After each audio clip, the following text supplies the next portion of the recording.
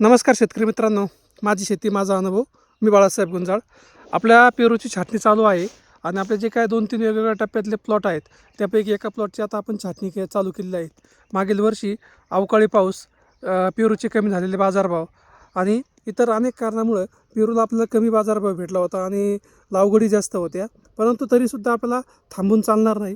जी काही परिस्थिती असेल ती आपल्याला घेऊन पुढे जायची आहे आणि येत्या काळामध्ये पुन्हा एकदा चांगल्या पद्धतीने पेरू शेती करायची आहे.